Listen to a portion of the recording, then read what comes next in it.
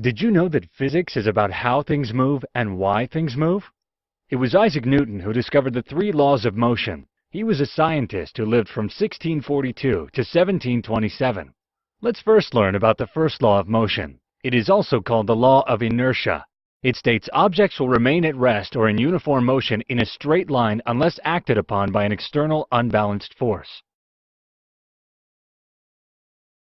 To understand Newton's first law completely, we need to learn about inertia first. See, this is a very large sofa. What's special about it? It's stable. It is not moving. Now go ahead and try to move it. Oh, you can't. It's not willing to move. You can't move it as it is very large.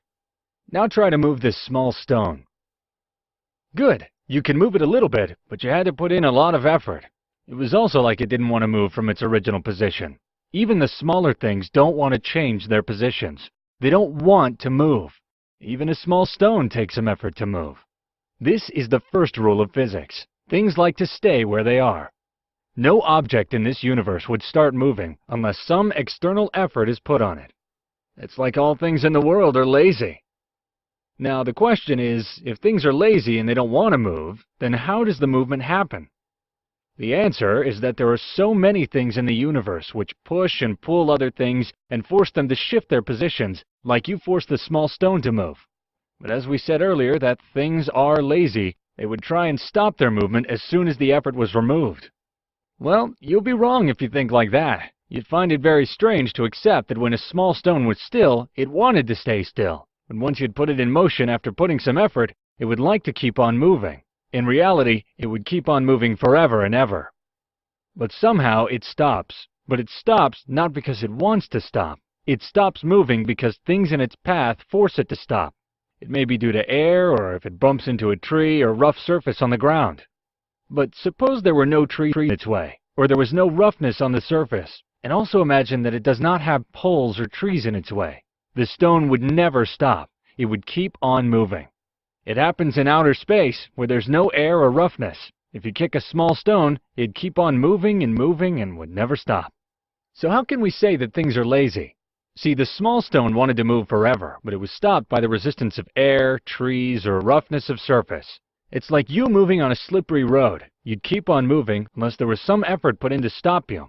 The same is true with the small stone in outer space. It would keep moving, as nothing came in its way.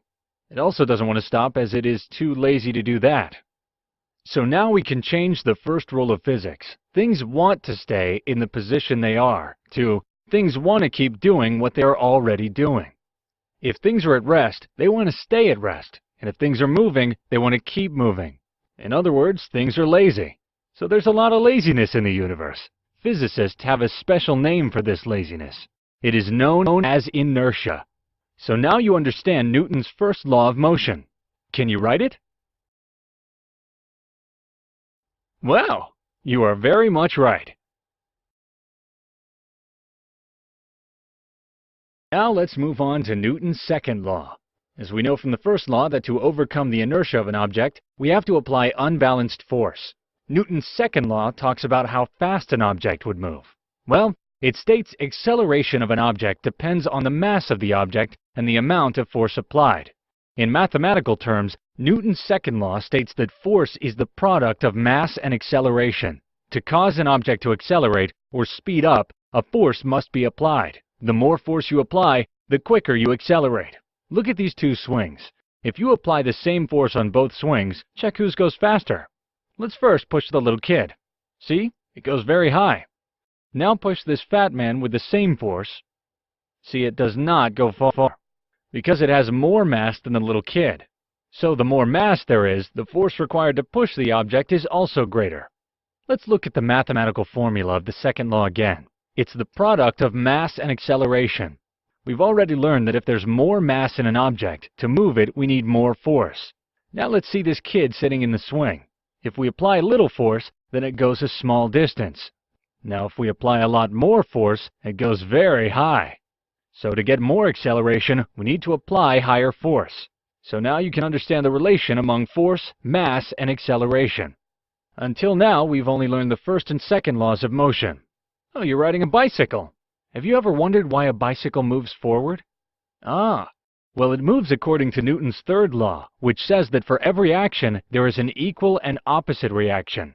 To understand this, see what happens when you drop a tennis ball. As the tennis ball hits the floor, it causes a downward force on the floor. This is the action. The floor reacts by pushing on the ball with the same force, but in the opposite direction.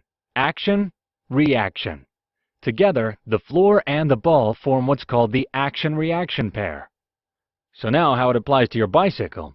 When you push the pedal, the parts of the tire which touch the ground push it backwards.